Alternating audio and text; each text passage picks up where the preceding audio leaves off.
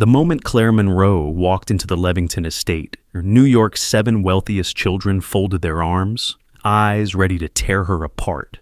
The oldest whistled, "You're number 47. Before she could respond, a glass of orange juice soaked her skirt. Everyone expected her to cry and quit within 2 hours like all the others. But Claire simply bent down to wipe it off, then sat beside the youngest and began teaching her how to sort color blocks.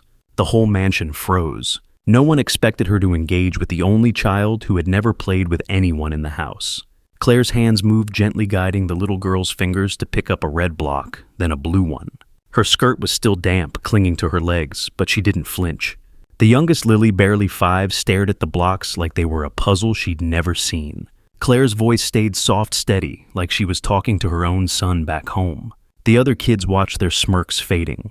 The butler, a wiry man with a permanent frown, leaned toward the driver and muttered, "She won't last the day." But Claire didn't look up. She just kept stacking blocks, her long black hair slipping over one shoulder, her faded canvas shoes tucked neatly under her chair. The oldest Ethan, 15, and all sharp edges, kicked his chair back, boots still on the table. "You even know how to clean Louis XVI glass," he said, his voice dripping with mockery. The other kids snickered, waiting for Claire to stumble. She didn't. She glanced at Ethan, her eyes calm but direct, and said, "I'll learn. But first, let's get these blocks sorted." Her voice wasn't loud, but it cut through the room. Ethan's smirk froze. He didn't have a comeback. For the first time, he just looked away, his boots sliding off the table with a thud. "Before we go on, let's take a quick pause. If Claire's strength is hitting you, like it's hitting me, grab your phone real quick. Hit that like button, drop a comment below about what you're feeling, and subscribe to the channel. It means the world to keep sharing stories like this. Stories that remind us what it means to stand tall. All right, let's get back to Claire. The dining hall was massive, all marble and gold trim, but it felt cold. The kids sat in a row like a jury ready to pass sentence. The second oldest, Mia, 13, with perfect curls and a designer sweater, leaned forward. "That skirt's a mess," she said, loud enough for everyone to hear. "Did you borrow it from the laundry room?" The others laughed, a sharp, practiced sound. Claire didn't blink. She folded the damp cloth she'd used to wipe her skirt and set it on the table. "It's mine," she said simply. "Wash is fine." Mia's laugh caught in her throat. The room got quieter, the air heavier. In the hallway later, Sophie, the 12-year-old, with braces and a nervous habit of twisting her hair, cornered Claire by the staircase. Her voice was sharp, mimicking Mia's tone. "You don't belong here," she said, her eyes darting to the faded canvas shoes. "You're just a cleaner, not family." The word stung, and Sophie waited, expecting Claire to shrink. Instead, Claire knelt to Sophie's level, her hands resting lightly on her knees. "I'm here to help," she said, her voice soft but firm. "Family or not, I see you." Sophie's fingers froze mid-twist. She stepped back, her face flushed, and ran off, leaving Claire alone with the echo of her own words. The butler, Mr. Grayson, stood by the door, his lips pressed tight. He'd seen maids come and go, each one chased out by the kids' pranks or their father's impossible standards. He stepped forward, his voice low but sharp.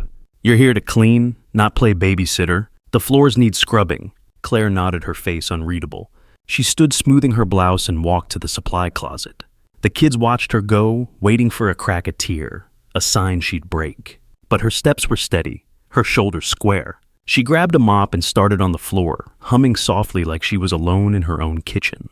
Halfway through, the 10-year-old Lucas sauntered over. He was wiry with a grin that screamed trouble. "Oops," he said, kicking over a bucket of soapy water. It spilled across the marble, soaking Claire's shoes. The other kids erupted, clapping like it was a show. Claire stopped mopping. She looked at Lucas, not angry, just steady. "You missed a spot," she said, pointing to a dry patch of floor. Lucas blinked, his grin slipping. She handed him a rag. "Help me out." It wasn't a question. Lucas hesitated, then took the rag, wiping the floor in silence. The clapping stopped. That afternoon, the kids gathered in the game room, their voices loud, their eyes darting to Claire as she dusted the shelves. The 9-year-old Noah, short and freckled with a habit of interrupting, tossed a soccer ball at her feet. "Pick it up," he said, his tone daring her to argue. The others watched, waiting for her to snap. Claire set the duster down, picked up the ball, and spun it on her finger like a pro. "Nice throw," she said, tossing it back gently. Noah caught it, his mouth open. The room went quiet, the kids exchanging looks.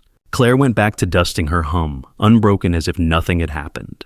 By lunchtime, the kids were restless. They weren't used to someone staying calm, someone who didn't run or yell. Claire set out plates, her movements precise but unhurried. She noticed Lily, the youngest, sitting alone, rocking slightly in her chair. Claire knelt beside her, holding out a small toy car. "This one's yours, right?" she said. Lily's eyes flicked up, then back down. She took the car, her fingers trembling. Claire didn't push. She just sat there, rolling another car back and forth, letting Lily watch. The other kids stared, unsure what to make of it. Ethan muttered, "She's weird," but his voice lacked its earlier bite. The next day, during a rare quiet moment in the conservatory, Claire was wiping down the piano when Emma, the 7-year-old, slipped in. She was small, with pigtails and a habit of hiding behind furniture. She held a crumpled paper flower, her hands shaking. "This is dumb," she mumbled, tossing it at Claire's feet. The other kids watching from the doorway giggled. Claire picked up the flower, smoothing its petals. "It's not dumb," she said, her voice warm. She tucked it into her hair right above her ear. "It's perfect." Emma's eyes widened and she stepped closer, her shyness melting.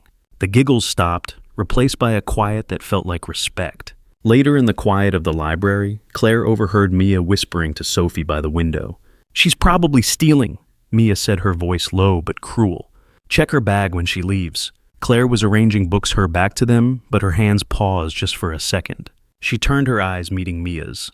"My bag's open," she said, nodding to the worn canvas tote on the chair. "Check it now." Mia froze, her cheeks red. Sophie tugged at her sleeve, pulling her away. Claire went back to the books, her fingers steady, but the air felt heavier, like a storm was coming. Claire walked into the library later that day, the air smelling of old books and lemon polish. She scanned the shelves, her fingers brushing the spines, then pulled out a worn comic book. It was hidden behind a row of encyclopedias, exactly where Lily liked to tuck it. Claire set it on the table, open to the page Lily always stared at. When Lily wandered in, her eyes lit up. She grabbed the comic, clutching it like a treasure. Claire didn't say anything. She just moved to the couch, picking up a remote, half buried in the cushions, the one Mia always hid to mess with her siblings. Ethan followed her, his arms crossed. "How'd you know where that was?" he asked, his tone sharp but curious. Claire looked at him, her smile small but warm. Any mother knows what her kids are up to. The words hung in the air. The mansion went quiet, the kind of quiet that feels like a held breath. Ethan's jaw tightened. Mia, standing in the doorway, dropped her phone. Even the butler passing by stopped dead. No maid had ever said anything like that. Claire didn't back down. She just turned back to Lily, helping her turn the comic's pages. The next morning, the kids were in the garden, their voices loud, their games rough. Claire was nearby, trimming a hedge, her hands steady despite the thorns. Lucas, still testing her, ran by and knocked her pruning shears to the ground.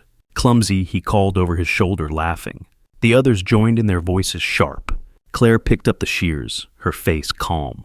She looked at Lucas, then at the hedge. "You want to try?" she said, holding them out. Lucas stopped, his laugh fading. She showed him how to hold them, her hands guiding his. The other kids watched, their taunts trailing off as Lucas clipped a branch, his eyes wide with focus.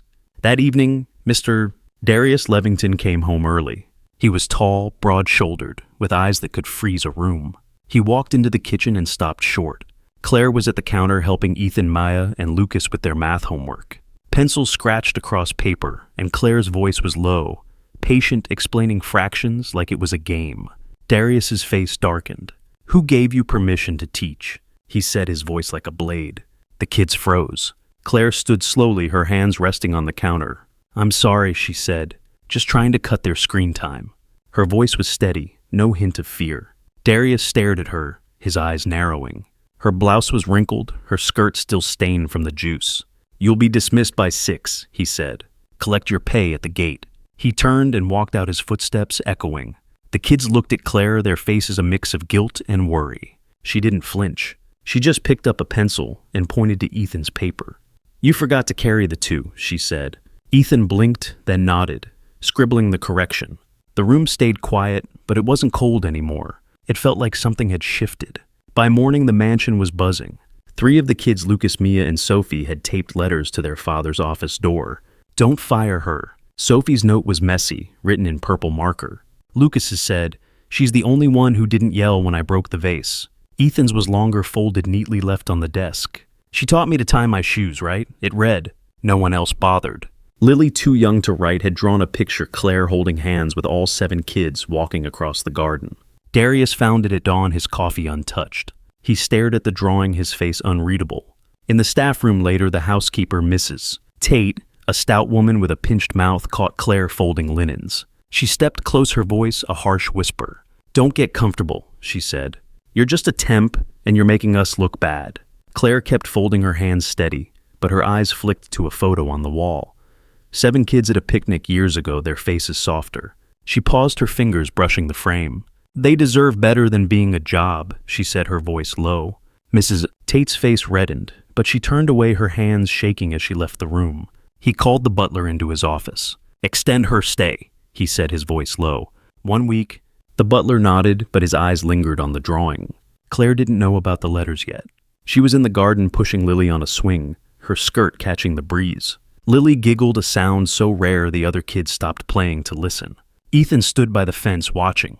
He didn't say anything, but he didn't look away either. Claire caught his eye and nodded like she knew he was there. He shoved his hands in his pockets and walked back inside. A few days later, the front door swung open, and in walked Cassandra Levington, Darius's ex-wife. She was all sharp cheekbones and designer heels, her perfume filling the room before she did. She stopped when she saw Claire in the kitchen baking cookies with the kids. Flour dusted Claire's hands, and Lily was laughing, smearing dough on the counter. Cassandra's lips curled. "Good job cleaning," she said, her voice like ice. "I once hired a Michelin star chef for them." The kids froze, their smiles fading. Claire didn't look up. She just handed Lily a spoon, guiding her to stir. Cassandra stepped closer, her heels clicking. "Kids are easy," she said. "Adults aren't." When Sophie ran to hug Claire, Cassandra's eyes narrowed. "Fake affection," she hissed. "Don't think that means anything." Claire paused, her hand still on the spoon. She looked at Cassandra, her face calm but unflinching. "I'm here for them," she said. "Not for you." The words landed like a stone. Cassandra's smirk faltered. She grabbed Ethan's arm and pulled him outside, his face torn as he glanced back at Claire. The following afternoon, Claire was in the playroom helping Noah build a tower with blocks. The 7-year-old Emma, small and quiet, tugged at Claire's sleeve. "Why do you stay?" she asked, her voice barely audible. The other kids looked up their games, pausing. Claire set the block down, her eyes soft. She pulled a small worn photo from her pocket, her son smiling, holding a toy train. "Because I know what it's like to need someone," she said. Emma's eyes widened, and she leaned closer, her hand brushing the photo. The room felt warmer, the kids' faces softer, like they saw Claire differently now. Claire went back to the kids, teaching Lily to count the letters on a cookie cutter. Her hands were steady, but her jaw was tight. She didn't see the family doctor, Dr. Ellis, watching from the doorway. He was an older man, gray hair, kind eyes, always carrying a worn leather bag. He'd been with the family for years. He stepped closer, watching as Claire used wooden blocks to help Lily focus. Lily wasn't just playing, she was responding, her fingers moving with purpose. Dr. Ellis's eyes widened. He pulled out a notebook, scribbling quickly. Later that week, during a stormy afternoon, Claire was in the attic sorting old toys for donation. The wind rattled the windows, and Noah, the 9-year-old, poked his head in his freckles, stark against his pale face. "You're wasting your time," he said, kicking a box. "Nobody wants this junk." The other kids huddled nearby, nodded their eyes, daring her to react. Claire picked up a dusty teddy bear, its button eye loose. She stitched it back on her needle. Steady. "It's not junk to someone who needs it," she said, handing it to Noah. He held it, his fingers tightening, and for a moment his tough act cracked his eyes bright with something unspoken. That evening, Dr. Ellis called Darius to the study. The youngest, he said, his voice low. "Lily, she's showing signs of autism." Claire spotted it. Darius's face went still. He stood by the window, fists clenched. Dr. Ellis held up his notes. "She's been using tactile techniques, things the school missed for years." Claire was in the next room helping Lily stack blocks, her voice soft as she counted each one. Darius watched through the glass door, his expression caught between grief and something heavier. He didn't move, but his hands loosened just a little. During a quiet moment in the library, Claire found Ethan alone, staring at a chessboard. The pieces were scattered, the game unfinished. He didn't look up as she approached. "You play?" she asked, her voice gentle. He shrugged, his fingers hovering over a pawn. Claire sat across from him, moving a knight. "Your move," she said. Ethan's eyes flicked to her surprised. They played in silence, the board filling with careful moves.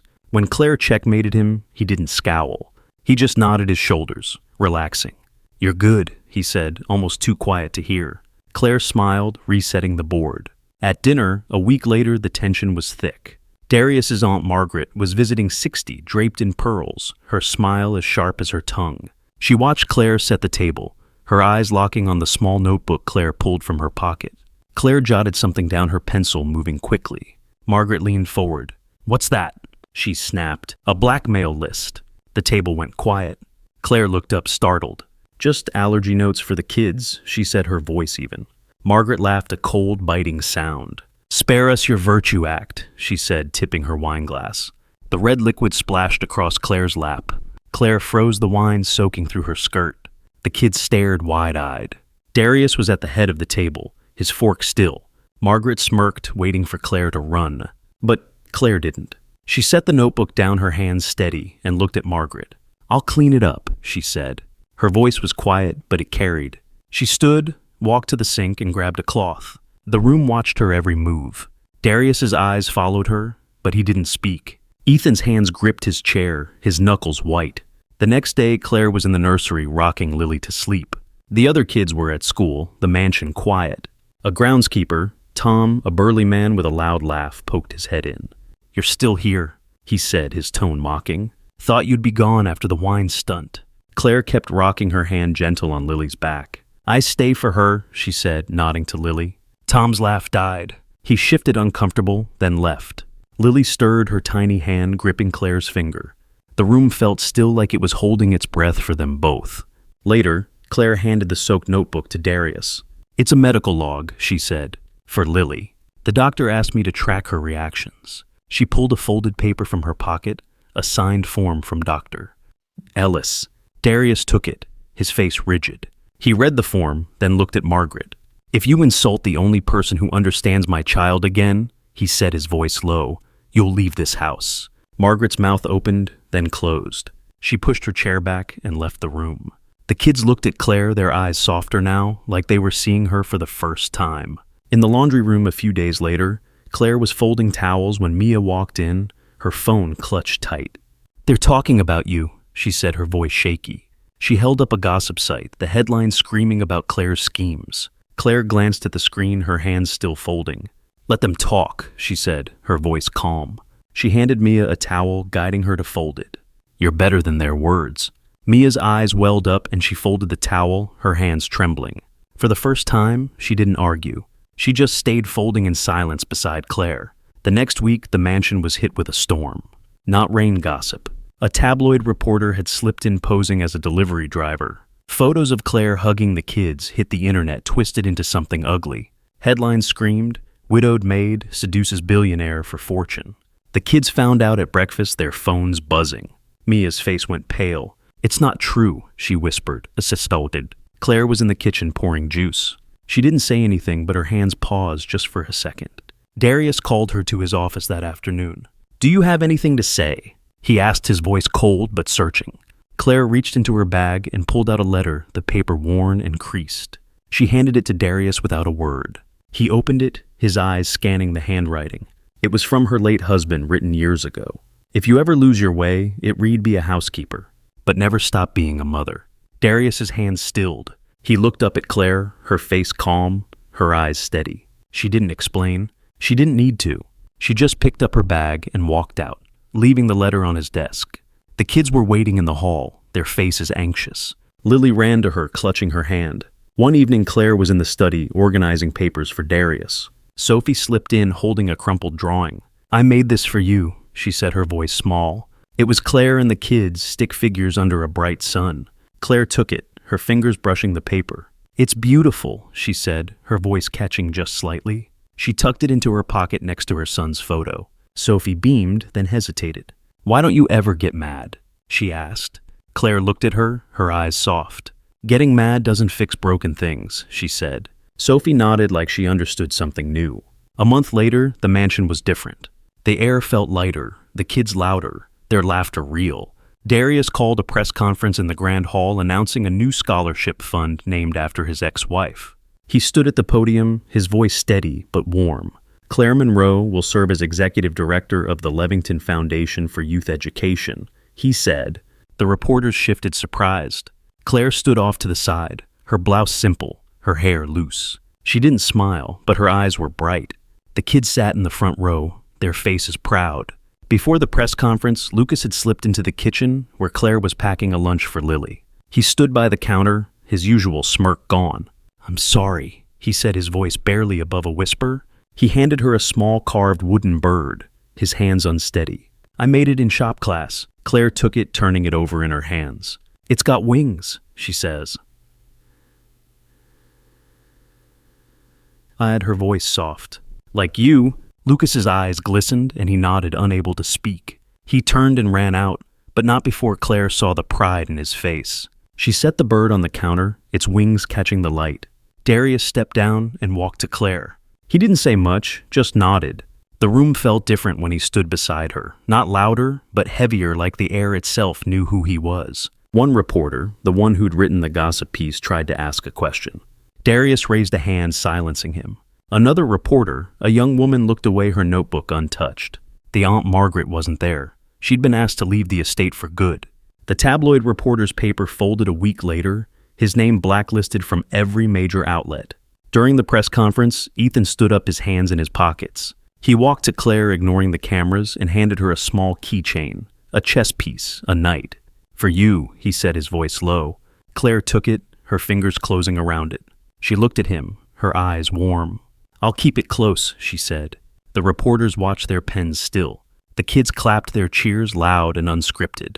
Claire slipped the keychain into her pocket, her hand brushing Sophie's drawing, her son's photo. The room felt full, like it couldn't hold any more truth. Claire didn't say a word during the conference. She didn't need to. The kids were around her, their hands brushing hers, their smiles wide. Ethan tied his shoes carefully.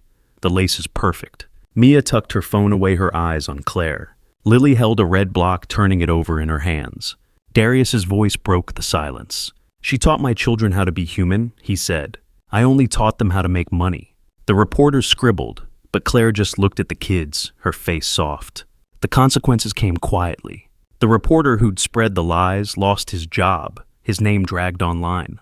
Margaret's social circle dropped her, her invitations drying up. Cassandra, the ex-wife, stopped visiting, her calls unanswered. Mrs. Tate, the housekeeper, was reassigned to a different estate, her complaints ignored. None of it was loud or dramatic. It was just the truth catching up like a shadow moving across the room. Claire didn't gloat. She didn't look back. She just kept moving, her steps steady, her bag closed with a quiet snap. In the end, Claire walked out of the mansion, all 7 kids beside her. Each one held her hand, their fingers tight, like they were afraid to let go. The garden was green, the air warm. They crossed the lawn, their shadows long in the evening light. She didn't say much, but her presence said enough. The kids laughed, their voices carrying. They weren't just his kids anymore. They were hers too. Some moments stay with you. The ones where you're judged, dismissed, pushed aside. Claire carried those moments, but she carried something else too.